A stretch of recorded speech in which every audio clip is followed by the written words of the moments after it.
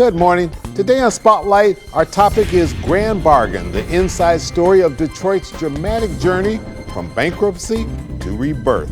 It's a new book written by retired Chief U.S. District Court Judge Gerald E. Rosen. 10 years after this crucial chapter in the Motor City's history of ups and downs, what have we learned?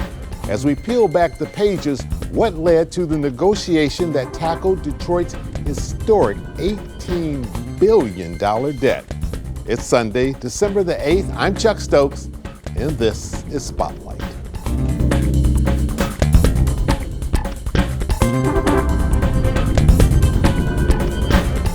Obvious question. You've written this book.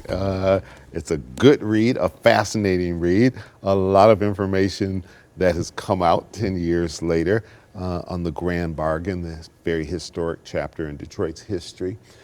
Why did you want to write the book? And did it take all 10 years to do it? You know, Chuck, I actually wrote the book right after the bankruptcy. And I wrote it in about 5 months.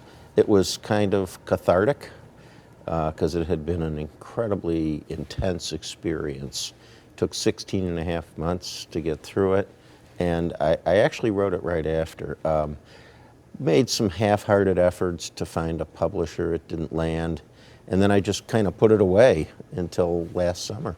And people started focusing on the bankruptcy again because it was the 10th anniversary of the filing. So several folks encouraged me to dust it off and take a look at it and encouraged me to find a publisher. And I did. Very good. All right, let's jump into some of this stuff. Refresh people's memory. It starts off to say it started with a doodle. This famous doodle that is now in the Detroit Institute of Arts. So you're part of artistic history, even though your profession was a barrister, my grandmother, a well-trained lawyer and judge. My grandmother, who was a famous artist, would be shocked. Well, it comes around through the genes, you know, have you. Talk about the doodle and the significance that played in this. So when I was first appointed as the chief mediator for the bankruptcy, Chuck, I did a lot of reading and talking to the creditors and to the city representatives like Kevin Orr, Dave Hyman, and in my mind, the bankruptcy was kind of bookended by, on the one hand, the art, because the art collection at the DIA was really the only asset that the city had. And remember, my job was the mediator, and to mediate disputes, you have to have resources to pay creditors. And Detroit had almost nothing. The cupboard was bare, other than this magnificent, world-famous collection of art at the DIA. And all of the creditors, and even Kevin Orr in the city, wanted to liquidate it, or in that sanitary word, monetize, the antiseptic word, monetize it. So that was one end of the book. And at the other end of the bookend, Chuck, was the retirees. Kevin's original proposal for creditors was going to cut their pensions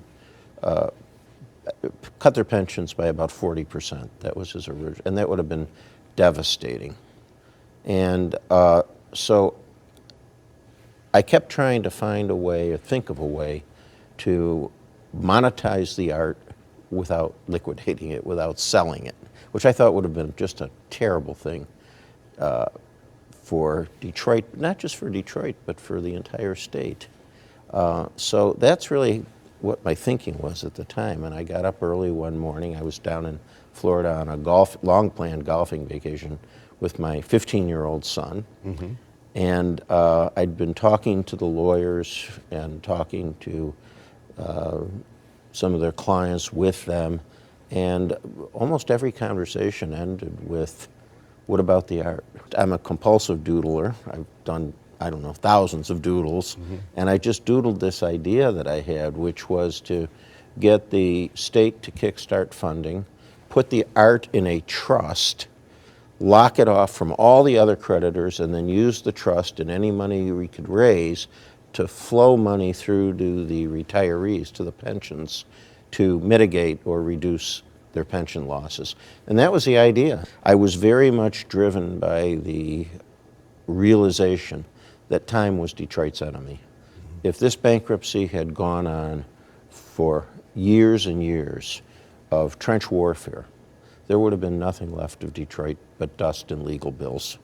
And we had to find a way to get through that. And so the doodle just represented an idea that I had. And the idea worked. And well, just to show you the doodle, I put, at the end of the week, I put it in a stack of reading that I had brought down with me, got back to my office, put the stack behind my desk, and forgot about the doodle completely. It was just another idea. Right. But I did not forget about the idea at all. I was very focused on the idea of leveraging the art, raising money, and mitigating the losses for the retirees. Let me get to a little break. We'll come back, and I want to find out from you why, in your opinion, 10 years later, as you look back on it, the grand bargain worked. We'll be right back. Stay with us.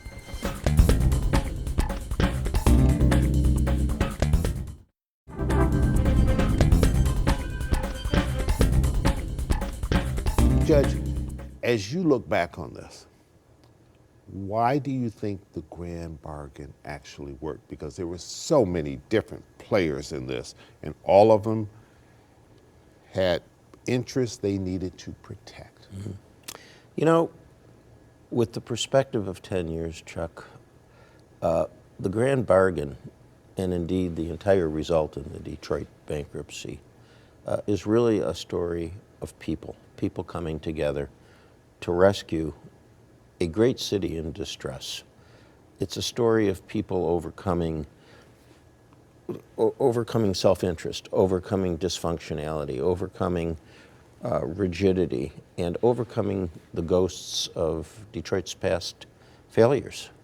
And I heard and coming together, and it's an inspiring story, and we need that today because we're so polarized and so divided as a society. Were you surprised that all of these different entities, from the unions to the governor to the emergency manager to Judge Rhodes, all of these different players, that they all worked together for one goal, even though it wasn't easy getting to that goal, $18 billion in debt. Yeah. I wasn't surprised. You know, my wife says it's always 78 and sunny in my world, so I'm an optimist. And for me, it was just head down, get to the finish line, get this deal, get the next deal, get the next deal, get the next deal. And I could see it developing once the grand bargain idea, and I didn't come up with the name. John Gallagher, who was a Free Press reporter, you know John, yes, actually came up with it offhandedly in a conversation we were having, and I was explaining this concept of leveraging the art to reduce the losses of the pensions for the retirees. And he just said kind of offhandedly, it's kind of like a grand bargain. And then he wrote an article the next day in which he led with... And that caught on. Yeah. Oh, it was amazing. I started getting checks from all over. I mean, I'm a judge. And I started getting checks payable to Grand Bargain, the Art Trust, and I called Miriam Nolan and I said, what do I do with these checks? Did you think Judge Rhodes had lost his mind when he said, I want this done in 1 year? We were both pretty committed to getting through it because we recognized that time was Detroit's enemy. No, I didn't. I thought we could do it. He and I talked about it. We actually did a timeline, and we kept trying to work the timeline to finish 1 year from the filing. And then he told me, well, there's got to be a vote from all the classes of creditors. And I didn't know that. That was in the Chapter 9. In Chapter 11 as well, but it was in the Chapter 9 code. And I didn't know that, and that the vote in the classes of creditors would take 2 months. And I just kind of blurted out when Steve told me this, I said, there's too much democracy in this code. We need to get through this. Who was maybe the toughest person you had to negotiate with? Well, there were a number of points that I sort of called near-death experiences. After the meeting with the foundations, because the governor's answer when I asked him for money was no, And then no again, and then one of his staff members called me and said, Judge, what part of no don't you understand? So I had to find somewhere else. We had this big meeting, November 5th of 2013, with all the foundations. But it was critical to me that we keep this confidential, keep it secret. I was very naive. I thought we could keep it secret. So 8 days later, the story broke, and that was a near-death experience because I was concerned that it would scare off the boards of the foundations and that it would activate the immune system among the financial creditors, because what the grand bargain did, of course, was it took the only real asset the city had and gave all of the proceeds from that asset to the retirees. The grand bargain's three stools, right? It's the state and it's the foundations, and we had those in place, but we still needed the DIA to come to the table and contribute some money. Right. So I started negotiating with Gene Gargaro, who was the chair of the board of the DIA, wonderful guy. And you know, they were pained, to say the least. They finally came to about $50 million. I knew that wasn't going to be enough. But I called Rick Snyder and I said, Governor, Gene and his board have committed to try to raise $50 million. I said, I know that's not the number we want, but he said, well, I don't think that's going to be enough. But, you know, I'm getting an award at the end of the month from a group in Washington, D.C. called Americans for Art. And I'm going to ask Gene to go with me. So the night before he went to Washington with Gene Gargaro, my BlackBerry buzzes, and it's Rick Snyder on the line. And he says, guess what I've been doing for the last 2 hours? I said, I don't know, Rick, what? He said, I've got the DIA's audited financials. Remember, he's a CPA. Yes. And I said, okay. And he said, I can see how we can save the DIA $5 to $6 million a year. And then he dives into this accountant speak, which Rich Baird, his aide, calls dolphin speak. And for me, it was dolphin speak. So I said, great, Rick. What are you going to do with that? He said, I'm going to ask Gene for $100 million tomorrow. I said, Rick, get the award first. But he got the money. So the next morning he calls me and he says, I got you $100 million this morning. I said, really? He said, yep. And Gene called me that afternoon. He still sounded a little overwhelmed. And I said, how did your breakfast go with Governor Snyder in Washington yesterday? He said, that was the most expensive breakfast in history. We'll hurry right back with more questions to Judge Rosen.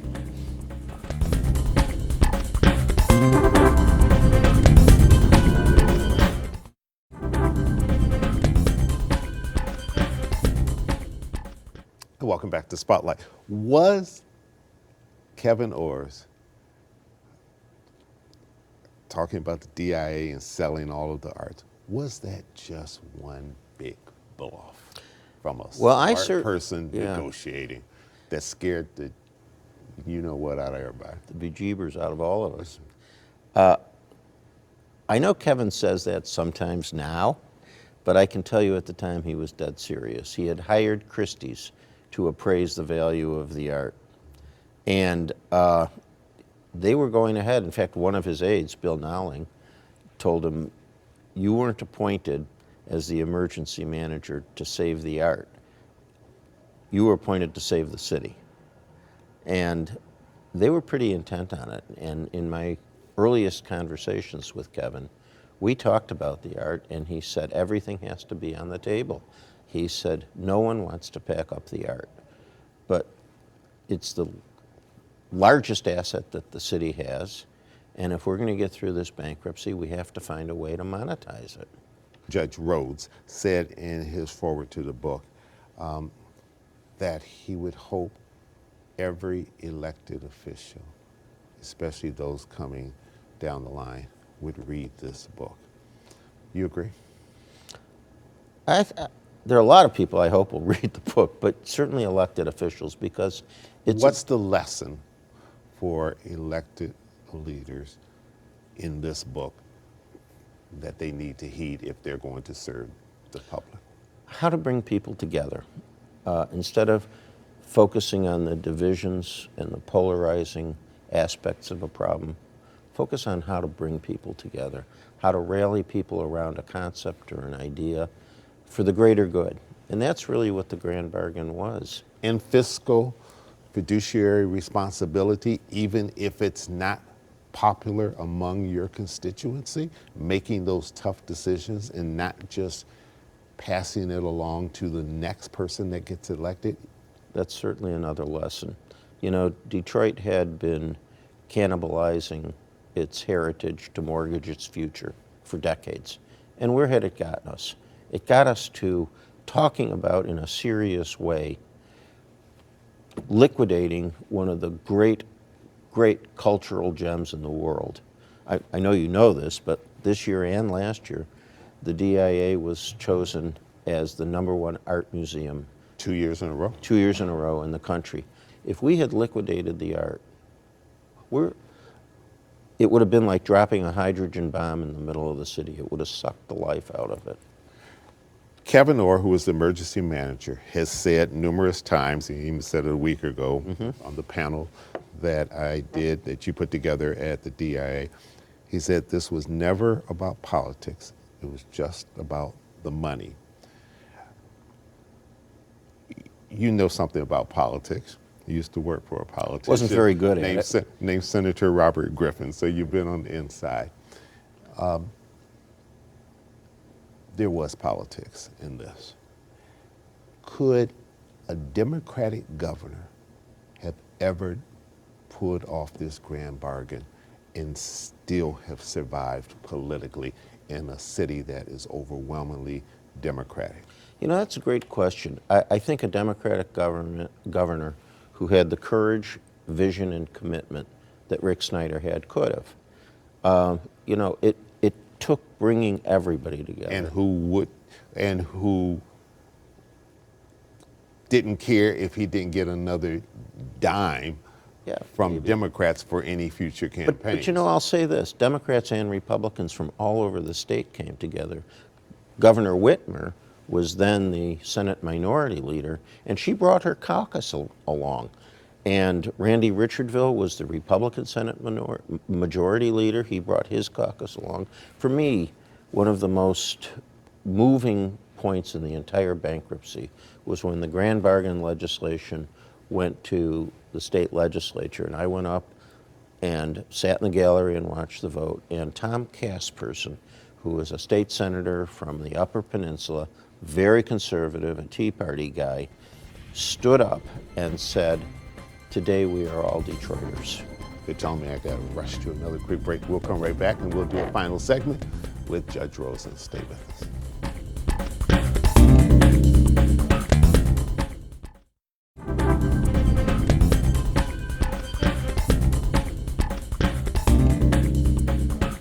Dan Gilbert, let's talk about the rebirth of this city. How important, now that this bankruptcy is over and done with, how important has the role been that he has played for this city? Tremendously important, invaluable. You know, Dan was committed to Detroit before it was cool, and he put his fortune on the line in investing in Detroit when nobody else was doing it. And I think what Dan has done is absolutely amazing, and his commitment and his passion for the city is unrivaled. And so what he did, you needed somebody like Dan to really make the commitment and get the ball rolling. So it invaluable. President Trump has recently said that he's going to make America the crypto capital of the planet. Detroit recently embraced being able to get into the crypto world. Does that make you nervous, given all that you've seen, that this city is going to get into that game? I hope the city doesn't go back to risky investment, which is what it did for decades. Hope it doesn't go back to that, whether it's crypto or anything else.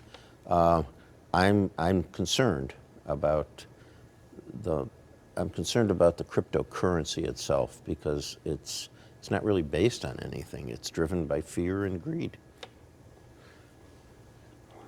People are lining up to be the next mayor of this city now that Mayor Duggan has said he will not seek another term.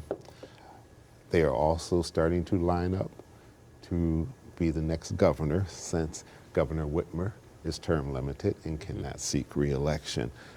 Mayor Duggan is one of those people. When you heard the news, first of all, Mayor Duggan and running as an independent, your thoughts? I thought it was very smart. People are kind of tired of partisan politics, Chuck. I see it all the time. I was raised in the Republican Party, and I hear it from Republicans all the time. I mean, President Trump has been able to identify a core, but I think people are ready for a new idea, and I think Mike Duggan is onto something, running as an independent. You think he's got a good shot at this, even though it's early, and we don't know what the field is going to be yet, and it could be a field of a zillion before it's all said and done. I was never very good at politics, so I'm the worst prognosticator in the world, but I think he's got a very good shot. He's done a remarkable job in Detroit since taking the baton from us and taking it, and look at Detroit now. What he has done in rebuilding Detroit and the resurgence that Detroit is in, whether it's fiscally or the neighborhoods or the kids are coming back to Detroit. I mean, Mike deserves a lot of credit for that. And your next 20-second message for whoever becomes the next mayor of the city of Detroit? Don't go back to the mistakes that the city made for 40 years. Keep doing what we're doing now. Fiscal responsibility, attracting investment, trying to improve the education system in Detroit. Keep doing what Mike's doing. Where can people get the book? The holidays are coming up. Might make a nice holiday gift. Two things. We have a site to go to. The publisher has a site. It's called grandbargainbook.com. Okay. Again, grandbargainbook.com, and it's also available on Amazon. All right. And we're going to try to get it into the bookstores. I don't think you'll have a hard time with that. Judge Rosen, always a pleasure talking with you. Happy holidays to you and your family. And next time you come back, we'll talk about JAM. We didn't have a chance to talk about what your day-to-day job is now that you left the courtroom. Because JAMS is part of Detroit's rebirth. Absolutely, absolutely. We'll save that for another show. Okay. All right. I'm Chuck Stokes. We'll be back next week with more newsmakers in the spotlight. We hope you have a great week.